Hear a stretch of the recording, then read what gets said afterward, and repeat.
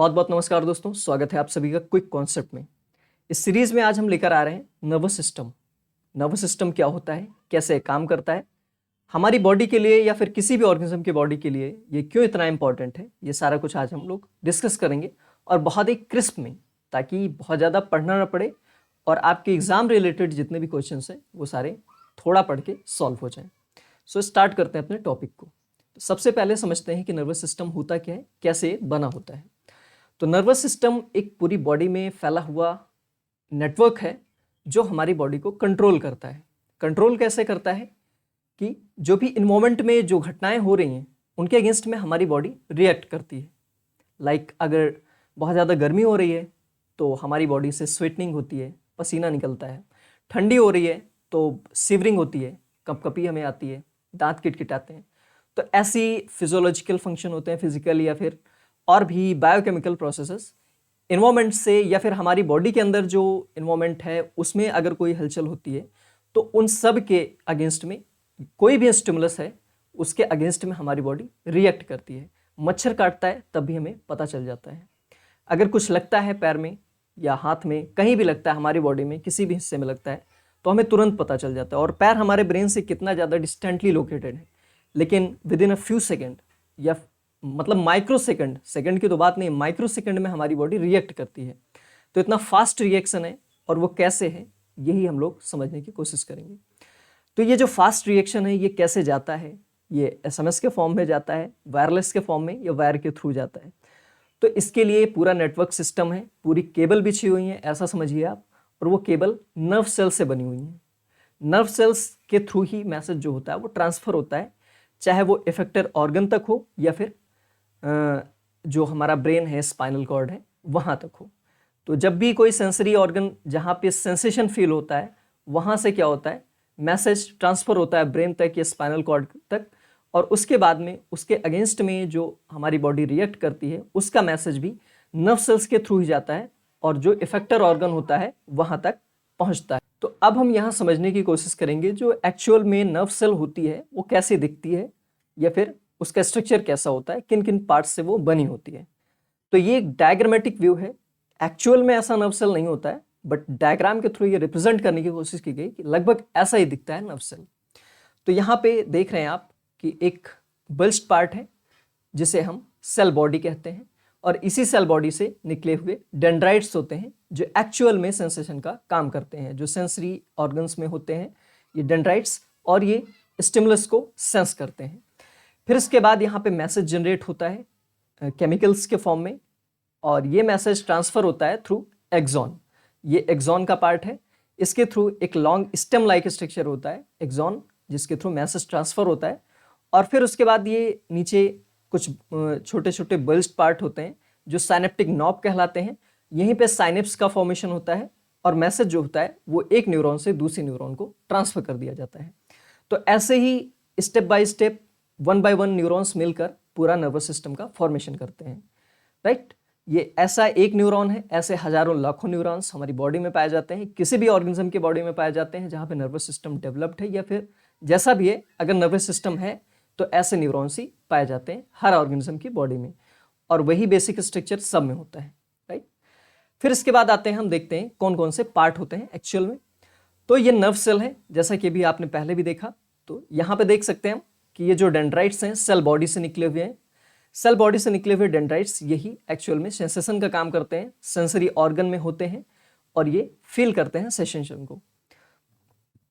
फिर ये cell body है, ये पूरा सेल बॉडी है इतना बल्ज पार्ट, और इसके अंदर निजल्स, ग्रेन्यूल्स नाम ऐसे कुछ grain like structure granules present होते हैं। और ये निजल्स ग्रेन्यूल्स और कुछ नहीं है, जो नॉर्मल सेल में या सोमैटिक सेल्स में हम इन्हें राइबोसोम कहते हैं, वहीं अगर नर्व सेल में प्रेजेंट हैं तो इन्हें हम क्या कहेंगे, ये निजल ग्रेन्यूल्स कहलाते हैं, राइट। तो राइबोसोम कहें या निजल ग्रेन्यूल कहें, निजल ग्रेन्यूल्स नर्व सेल्स में पाए जाते हैं। राइबोसोम जो है नॉर्मल सोमैटिक सेल या अदर सेल्स जितनी भी होती हैं उनमें राइबोसोम कहते हैं हम। इनका वही फंक्शन है जो राइबोसोम का फंक्शन है, प्रोटीन का ट्रांसलेशन, राइट। अब यहाँ पे सेंट्रियोल नहीं होता है क्योंकि नर्व सेल का डुप्लीकेशन नहीं होता है, डिवीजन नहीं होता है।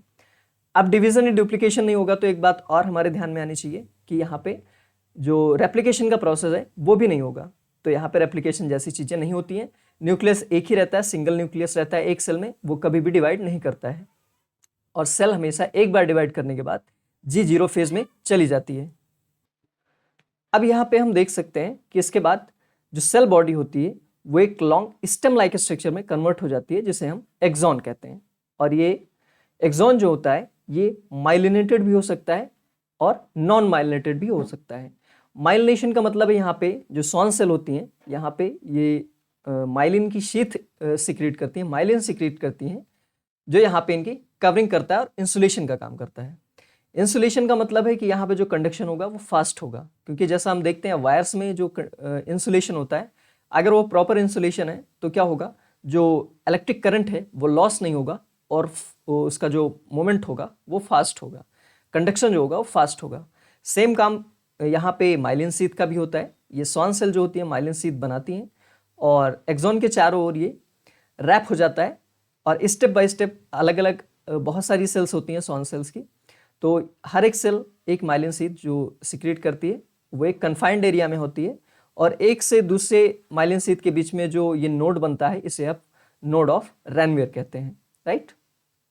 तो ये माइलिन शीथ का सिर्फ इतना सा फंक्शन है कि यहाँ पे जो भी आयंस फ्लो हो रहे हैं वो लॉस ना हो, जिसकी वजह से जो कंडक्शन है वो मेंटेन रहे, फास्ट रहे। फिर ये लॉन्ग एक्सॉन देख ही रहे हैं आप। फिर इसके बाद क्या होता है, ये एक्सॉन टर्मिनल आता है। एक्सॉन टर्मिनल में क्या होता है, ये साइनेप्टिक नॉब्स होते हैं जो साइनेप्टिक साइनेप्स बनाते हैं। यहाँ पे ये प्री साइनेप्टिक न्यूरॉन और पोस्ट साइनेप्टिक न्यूरॉन्स होते हैं। प्री साइनेप्टिक न्यूरॉन का साइनेप्टिक नॉब और पोस्ट साइनेप्टिक न्यूरॉन का डेंड्राइट्स, ये दोनों मिलकर साइनेप्स बनाते हैं, जिसके थ्रू मैसेज क्या होता है, एक न्यूरॉन से दूसरे न्यूरॉन में ट्रांसफर होता है, राइट। अब इसके बाद कुछ और एडिशनल इंफॉर्मेशन, जैसे कि ये जो नर्व सेल है वो फंक्शनल और स्ट्रक्चरल यूनिट है नर्वस सिस्टम का। कैसे? क्योंकि यही जो भी फ्रेमवर्क है वो तैयार कर रहा है, जो भी सिस्टम है उसे पूरा बना रहा है खुद ही, और खुद ही फंक्शन भी परफॉर्म कर रहा है, राइट। यहीं पे सारा कुछ सेंसेशन होता है, यहीं पे मैसेज कैरी होता है एक न्यूरॉन से दूसरे न्यूरॉन तक, राइट। फिर इसके बाद क्या होता है, ये खुद में कैपेबल है नर्व इम्पल्स को जनरेट करने के लिए और ट्रांसमिट भी कर सकता है, इसीलिए इसे हम फंक्शनल यूनिट कहते हैं, राइट। फिर इसके बाद क्या होता है, इसमें एक लॉन्गेस्ट, अब ये क्या होता है, लॉन्गेस्ट सेल है। जितने भी ऑर्गेनिज्म हैं अगर उनकी बात की जाए तो जो लॉन्गेस्ट सेल है, सबसे लंबी सेल, वो नर्व सेल होती है। नर्व सेल से बड़ी कोई सेल नहीं है अगर हम लेंथ में बात करते हैं तो। और अगर और दूसरे साइज में बात करते हैं तो जो ऑस्ट्रिच का एग होता है वो सबसे बड़ा होता है, लार्जेस्ट सेल होता है वो एक सिंगल सेल का होता है और वो सबसे बड़ा सेल होता है। अगर हमारी बॉडी में बात करें, ह्यूमन बॉडी में, तो जो एक्स सेल होता है, ओवम जो होता है, वो सबसे लार्जेस्ट सेल होता है। बट नर्व सेल किसी भी ऑर्गेनिज्म में होगी तो वो लॉन्गेस्ट सेल होगी, सबसे लंबी सेल होगी, ठीक है। लार्जेस्ट और लॉन्गेस्ट में थोड़ा ये कंफ्यूजन हो सकता है, तो यहाँ पे डिस्क्रिमिनेट रखिएगा कि लॉन्गेस्ट सेल जो है वो नर्व सेल है, और अगर ह्यूमन की बात की जा रही है तो लॉन्गेस्ट सेल जो होगी, वो लार्जेस्ट सेल जो होगी वो एग सेल होगी। ओवम, जो ओवम होता है वो लार्जेस्ट होता है और नर्व सेल जो होती है वो लॉन्गेस्ट होती है। फिर इसके बाद क्या होता है कि ये जो नर्व सेल्स होती हैं ये 3 तरह की होती हैं, 3 अलग अलग टाइप के नर्व सेल पाए जाते हैं हमारी बॉडी में, राइट। तो एक होता है मल्टीपोलर, जैसा कि आप यहाँ पे देख रहे हैं डायग्राम में। मल्टीपोलर में क्या होता है कि यहाँ पे एक एक्सॉन होगा और डेंड्राइट्स मल्टीपल होंगे, 2 या 2 से ज़्यादा डेंड्राइट्स होंगे। तो यहाँ पे आप देख रहे हैं कि मल्टीपल डेंड्राइट्स 1 2 3 4 5 6 डेंड्राइट्स यहाँ पे पाए जा रहे हैं, तो इसका मतलब ये मल्टीपोलर न्यूरॉन है।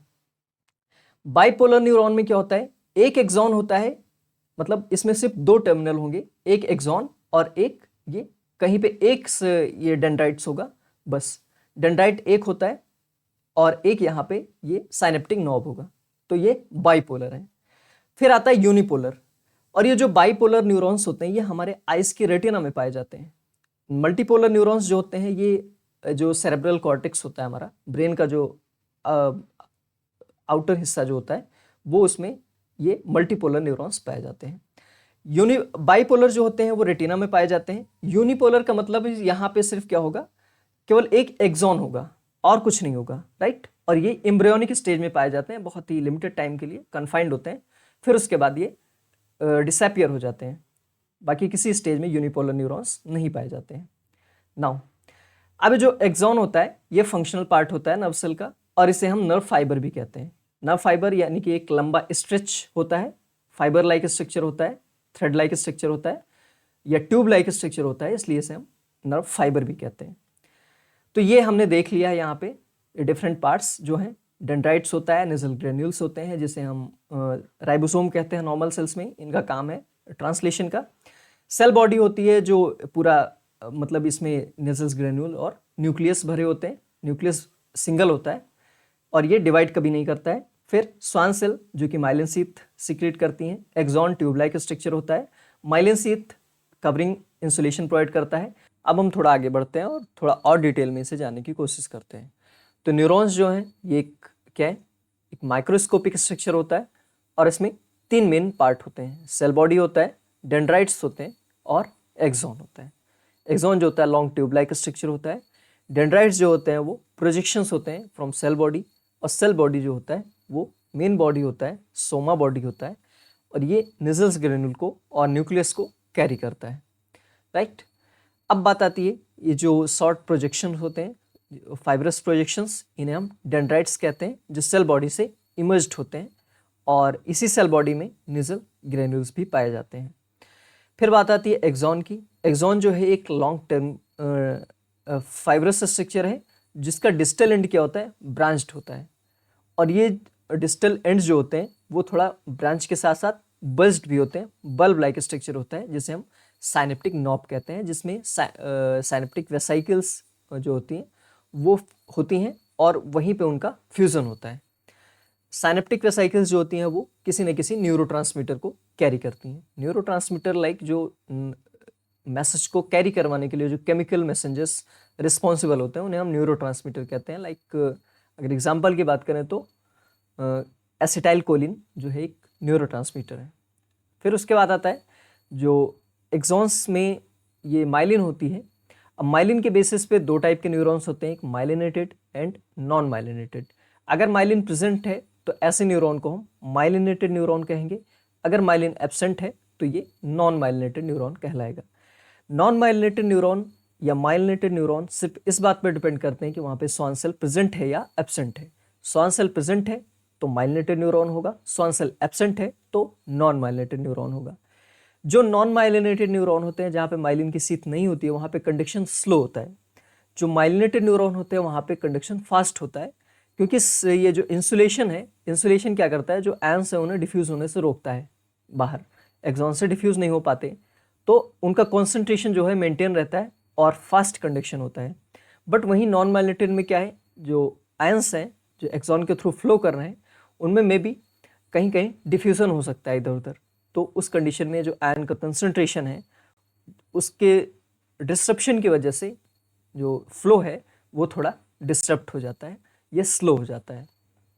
राइट। फिर आता है नोड ऑफ रैनवियर जो कि गैप होता है 2 माइलिन शीथ के बीच में। अब बात आती है एक्सॉन टर्मिनल की या साइनेप्स की। साइनेप्स का मतलब होता है 2 न्यूरॉन्स के बीच का जो जंक्शन होता है, जहाँ पे एक का synaptic knob, pre synaptic neuron का साइनेप्टिक नॉब और पोस्ट साइनेप्टिक न्यूरॉन का डेंड्राइट्स जहाँ पे आकर मिलती हैं उसे हम साइनेप्स कहते हैं, या हाँ साइनेप्स ही कहते हैं। एक्सॉन टर्मिनल जो होता है वो एंड पार्ट होता है एक्सॉन का, एक न्यूरॉन का, और वो मिलकर और जो दूसरे न्यूरॉन हैं उनकी जो डेंड्राइट्स हैं वो मिलकर साइनेप्स का फॉर्मेशन करते हैं। तो यहाँ पे आप देख सकते हैं ये एक कोई न्यूरॉन है। राइट। अब इसका ये क्या है, एक्सॉन है यहाँ तक। अब ये एक्सॉन टर्मिनल है, या फिर इसे हम और क्या कह सकते हैं, साइनेप्टिक नॉब कह सकते हैं। ये साइनेप्टिक नॉब है या एक्सॉन टर्मिनल है। राइट। इस साइनेप्टिक नॉब में क्या है, साइनेप्टिक वेसाइकल्स है। ये साइनेप्टिक वेसाइकल्स है यहाँ पे। इनमें क्या भरा हुआ है, कोई केमिकल मैसेंजर भरा हुआ है। Chemical messenger in the sense कि ये कोई केमिकल को ट्रांसमिट करने सिग्नल को ट्रांसमिट करने के लिए, मैसेज को ट्रांसमिट करने के लिए जो केमिकल्स रिस्पॉन्सिबल है उन्हें हम न्यूरोट्रांसमीटर कहते हैं। तो यहाँ पे कोई ना कोई न्यूरोट्रांसमीटर भरा हुआ है इस साइनेप्टिक वेसाइकल में। और अब क्या होगा, ये क्योंकि एंडिंग आ गई है, अब एक न्यूरॉन का एंड हो गया है, अब ये यहीं पे इसका काम खत्म हो रहा है, इसकी पहुंच यहीं तक थी। तो ये क्या करेगा, ये जो भी न्यूरोट्रांसमीटर लेके आ रहा था कहीं से, उसे क्या करेगा यहाँ पे डिफ्यूज कर देगा। ये जो वेसाइकल्स हैं, साइनेप्टिक वेसाइकल्स जो हैं, वो यहीं पे क्या होंगी, डिफ्यूज हो जाएंगी, और ये डिफ्यूज्ड पार्ट जो है, जो डिफ्यूज्ड मटेरियल है, ये साइनेप्टिक क्लेफ्ट में आ जाएगा। साइनेप्टिक क्लेफ्ट का मतलब होता है कि वो फ्री स्पेस जहाँ पे कुछ भी प्रेजेंट नहीं है, कोई मेम्ब्रेन प्रेजेंट नहीं है। साइनेप्टिक क्लेफ्ट में आने के बाद क्या होगा, अब ये जो पोस्ट साइनेप्टिक न्यूरॉन्स का जो मेम्ब्रेन है, यहाँ पे कुछ रिसेप्टर प्रेजेंट होते हैं, राइट।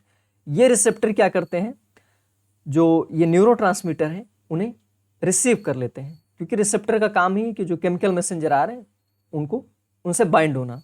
अब ये उनसे बाइंड हो जाएंगे, और फिर इसके बाद क्या होगा, अगर ये किसी इफेक्टर ऑर्गन पे है तो वहाँ पे वो फंक्शन परफॉर्म होगा, या फिर अगर कोई न्यूरॉन है तो ये सारे ये जितने भी न्यूरोट्रांसमीटर हैं, इन्हें फिर से वेसाइकिल की फॉर्म में यहाँ पे इन्हें लोड किया जाएगा, और फिर से आगे इन्हें ट्रांसफ़र कर दिया जाएगा, और ये प्रोसेस तब तक होता रहेगा जब तक ये किसी इफेक्टर ऑर्गन तक ना पहुँच जाए। अब ये बहुत लंबा प्रोसेस नहीं होता है, ये बहुत ही शॉर्ट प्रोसेस होता है, बहुत ही कम टाइम में होने वाला प्रोसेस होता है। जस्ट आप सोच सकते हैं कि अब यहाँ पे मैं जो भी कंप्यूटर स्क्रीन पे स्लाइड पे देख रहा हूँ, ये मैं अपनी आंखों से देख रहा हूँ, उसके आंखों के थ्रू मैसेज गया ब्रेन को, ब्रेन में हमारी जो इसकी डिटेल इन्फॉर्मेशन है उसके साथ यहाँ पे क्या हुआ, कनेक्शन हुआ, उसका कनेक्टिंग लिंक हुए। उसके बाद फिर मैं बोल पा रहा हूँ। बोलने के लिए मेडुला हमारा जो है वो रिस्पॉन्सिबल है, क्योंकि मस्कुलर जो कंट्रोल होता है मेडुला पे ही होता है। मेडुला को मैसेज गया, वो सारे हमारे जितने भी जॉस के ये मसल्स हैं, टंग की मसल्स हैं, इन सबको क्या किया, उस वे में कंट्रोल करता है ताकि हम सही वर्ड्स बोल पाएँ। जो हमारे दिमाग में है वही चीज़ यहाँ पर हम बोल रहे हैं, और जो यहाँ पे कॉम्पिटिबल है, हमारे टॉपिक से रिलेटेड ही मैं यहाँ पे बोल रहा हूँ, कुछ भी इधर उधर की बातें नहीं बोल रहा हूँ। तो ये सब कुछ कितना कंट्रोल्ड और कितना कोऑर्डिनेटेड वे में हो रहा है, ये आप सोच सकते हैं, राइट। तो यही काम होता है हमारे नर्वस सिस्टम का। नर्वस सिस्टम अब क्योंकि यहाँ पे हम जितना देर में समझा रहे हैं उससे कहीं फास्ट ज़्यादा हमारा नर्वस सिस्टम वर्क कर रहा है, क्योंकि तभी हमारे सारे एक्शन रिएक्शन यहाँ पे शो हो रहे हैं। अब सोचिए, ये जो कम्युनिकेशन की स्किल है वो सिर्फ हमारे अंदर ही है, किसी दूसरे ऑर्गेनिज्म के अंदर कम्युनिकेशन की स्किल बिल्कुल भी नहीं है। हालांकि कम्युनिकेट करते हैं वो आपस में, बट जो हम अपनी इन्फॉर्मेशन को आप तक पहुंचा रहे हैं या आप जो इन्फॉर्मेशन ले रहे हैं वो किसी और तक पहुंचाएंगे, ऐसा प्रोसेस सिर्फ हमारे अंदर ही है। और एक बात इंटरेस्टिंग कि जो हमारा जो स्पीकिंग का जो कंट्रोल है, इसके लिए जो जीन रिस्पॉन्सिबल है उसे FOXP2 जीन कहते हैं। FOXP2 ये जीन जो है, ये जो हमारी स्पीच होती है इसके लिए रिस्पॉन्सिबल होता है, और ये ब्रेन के उन हिस्सों को कंट्रोल करता है जहाँ से हमारी जो बोलने की कैपेबिलिटी है वो आती है, राइट।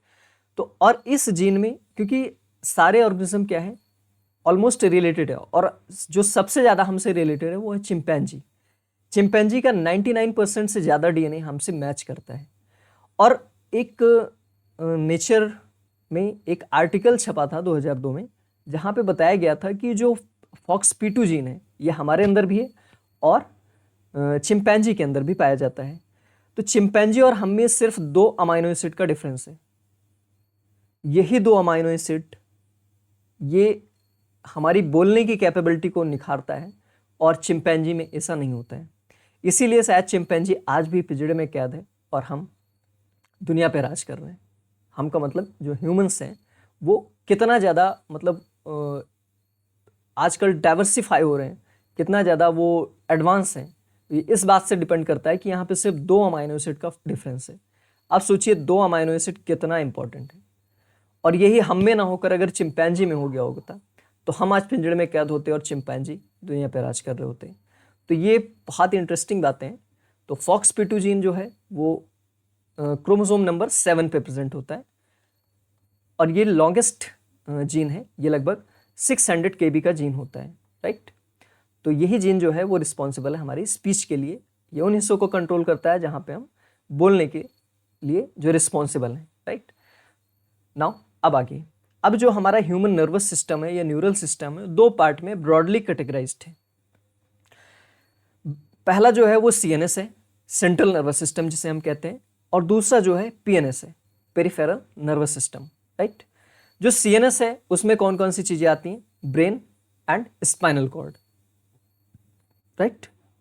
तो ब्रेन और स्पाइनल कॉर्ड क्या है, ये प्रोसेसिंग सेंटर है जो जितनी भी इंफॉर्मेशन होती है उसे प्रोसेस करने का काम करते हैं और कंट्रोल पूरा रखते हैं। पूरे नर्वस सिस्टम में ये कंट्रोल करते हैं, अपना कंट्रोल एंड कोऑर्डिनेशन ब्रेन से ही और स्पाइनल कॉर्ड से ही होता है, राइट।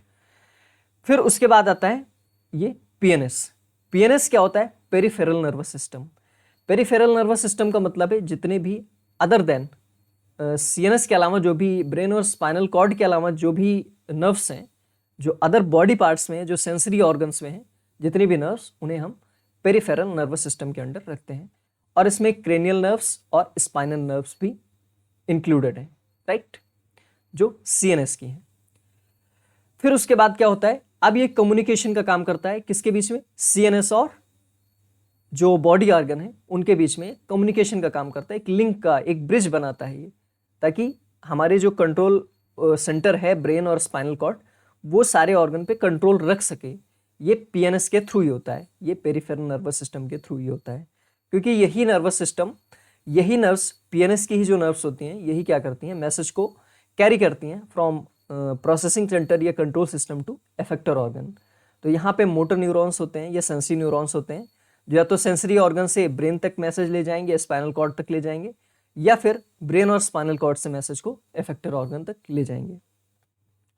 अब उसके बाद बात आती है, पीएनएस जो है वो दो पार्ट में फिर से कैटेगराइज्ड है, उसमें सब कैटेगराइजेशन किया गया है, somatic nervous system and autonomous neural system.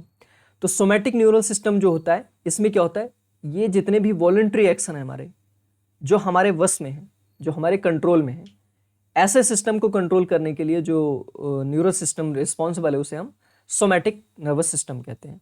तो सोमैटिक नर्वस सिस्टम जो वॉलंटरी सिस्टम को कंट्रोल करता है, लाइक जो मैं बोल पा रहा हूँ ये हमारे कंट्रोल में है, तो इसलिए ये सोमैटिक नर्वस सिस्टम के अंडर में आता है। अगर मैं चलता हूँ तो ये हमारे कंट्रोल में है। अगर मेरे हाथ में मूवमेंट हो रहा है तो ये किसकी वजह से, ये वॉलंटरी सिस्टम, ये वॉलंटरी एक्शन है, ये सोमैटिक एसएनएस के थ्रू ही हो रहा है, राइट। फिर उसके बाद आता है autonomic neural system.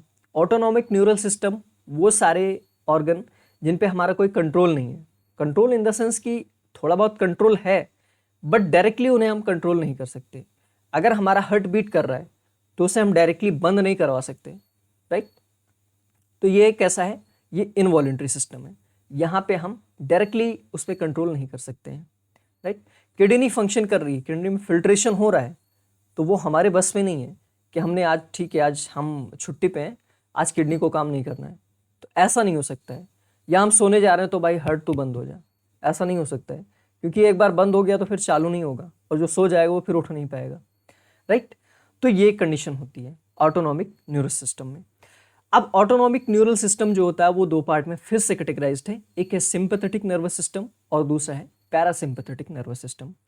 Sympathetic nervous system तब काम करता है जब हमें कोई इमरजेंसी सिचुएशन होती है, जब कोई इमरजेंसी कंडीशन होती है, लाइक जब हम गली में जा रहे हैं और एक कुत्ता हमारे पीछे पड़ गया, और ये वही कुत्ता है जिसको हमने कल पत्थर से मारा था। अब ये अचानक हमने देखा भी नहीं और पीछे से भौंकने लगा, जब यह नज़र पड़ी तो अब क्या हुआ, आपके जो दिल की धड़कन है वो 100 के पार चली जाएगी। और यही जो है ना, ये इमरजेंसी सिचुएशन है अब, और इसमें वो सारे जो भी इमरजेंसी डिफेंस मैकेनिज्म है हमारी बॉडी का, वो एक्टिवेट हो जाएगा। अब यहाँ पे आपसे पूछा नहीं जाएगा, क्योंकि अगर आपका ब्रेन, सोचिए अगर ब्रेन फंक्शन यहाँ पे कंट्रोल कर रहा होता, जो सीएनएस है वो कंट्रोल कर रहा होता, हालांकि करता तो वही है, अल्टीमेटली तो सीएनएस ही कंट्रोल करता है, बट अगर डायरेक्टली ब्रेन करता तो थोड़ा टाइम लग सकता है उसकी प्रोसेसिंग में।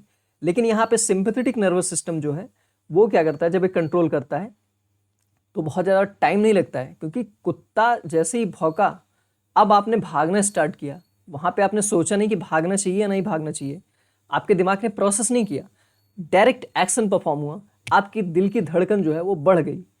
बढ़ इसलिए गई क्योंकि ब्लड का फ्लो बढ़ रहा है, ब्लड ज़्यादा से ज़्यादा ऑर्गन्स तक पहुँच पाए, ज़्यादा से ज़्यादा ऑक्सीजन पहुँच पाए, ज़्यादा से ज़्यादा ग्लाइकोलिसिस हो पाए, और आपको जो भागने के लिए एनर्जी चाहिए वो मिल पाए।